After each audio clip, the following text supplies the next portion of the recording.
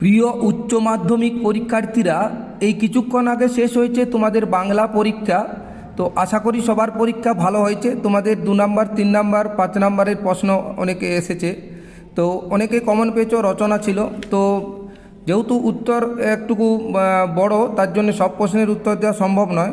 তো 2 নম্বরের উত্তরগুলো একটু চেষ্টা করেছি দেবার। তো 2 নম্বরের উত্তরগুলো তোমরা একটু মিলিয়ে নাও। দেখো, অনেকেই হয়তো উত্তর বই আরে দেখেছো বা দেখছো। তো দেখো ওখানে তোমাদের দেখো কমন প্রশ্ন ছিল, মানিক বন্দ্যোপাধ্যায়ের হলুদ পোড়া গল্পের নবীনের চরিত্রটা আলোচনা করে, এটা 5 নম্বরের প্রশ্ন। অসম্ভব দুশ্চিন্তা হলো গৌরবীর। গৌরবীর পরিচয় দাও, গৌরবীর দুশ্চিন্তার কারণ কি? তোমরা দেখো কি লিখবে, গৌরবীর পরিচয় দাও। মহাশ্বেতা দেবীর হারুন সালেমের মাসি ছোট গল্প থেকে গৃহীত প্রশ্নোত্তরিত উক্তিটিতে যে গৌরবীর কথা বলা হয়েছে সে ছিল অসহায়, সম্বলহীনা, বিশেষভাবে সক্ষম এক পৌড়া বিধবা। তা এইটা গেল গৌরবীর পরিচয়। তো পরের প্রশ্নটা দেখো, গৌরবীর দুশ্চিন্তার কারণ কি, এটা তোমরা একটু দেখে নেবে। 2টি প্রশ্নের উত্তর দাও অনধিক 150 শব্দে। মধ্যবিত্তার জগতে আমরা বেদনার পথে উদ্ধৃত অংশটি তাৎপর্য বুঝিয়ে লেখো, এটা 5 নম্বরের প্রশ্ন, তোমরা নিশ্চয়ই করেছো।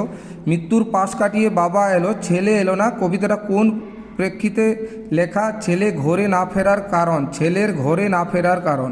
তো এটার উত্তরটা দেখো, এখানে কবি সুভাষ মুখোপাধ্যায়ের যত দূরেই যায় কাব্যগ্রন্থের অন্যতম একটি কবিতা হলো কেন এলো না কবিতাটি। এই কবিতায় আধুনিক জীবনের এক সামাজিক রাজনৈতিক সমস্যার ইঙ্গিত তুলে ধরা হয়েছে।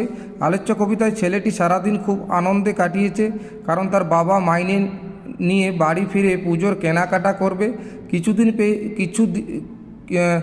কিন্তু দিন পেরিয়ে অন্ধকার নেমে এলো, তার আর বাবা বাড়িতে ফিরেনি।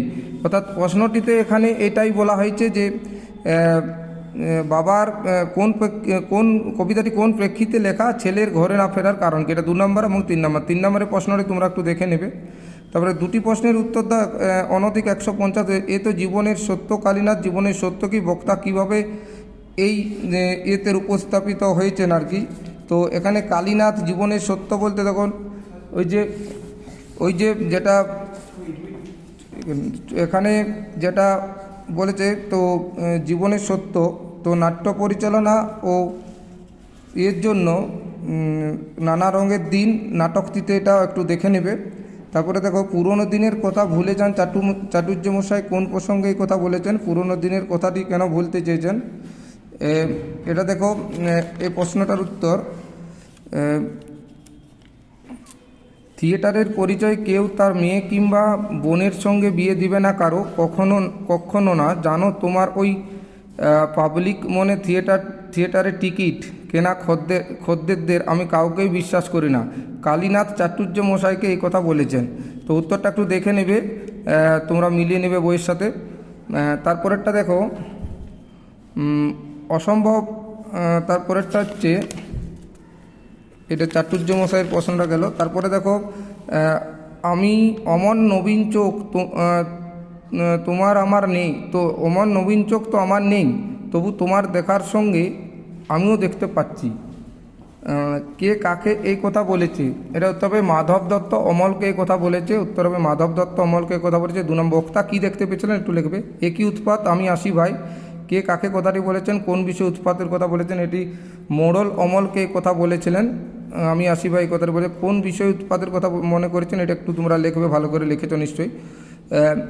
তারপরে দেখো, বলো যে সুধা তোমাকে ভোলেনি, সুধা কেন অমলকে ভোলেনি, এই সূত্রে সুধা চরিত্রটি সংক্ষেপে আলোচনা করো। তো এটা সুধা অমলকে ভোলেনি কারণ অমলের সরলতা, কল্পনাপ্রবণ মন এবং তার প্রতি সুধার স্নেহপূর্ণ মনোভাব ছিল গভীর, এই জন্য। তো তারপরে দেখো, ডাকঘর কবিতা ডাকঘর শব্দের সাধারণ অর্থ কী? ডাকঘর শব্দটির সাধারণ অর্থ হলো চিঠি আদান প্রদানের কার্যালয় বা পোস্ট অফিস, এটা।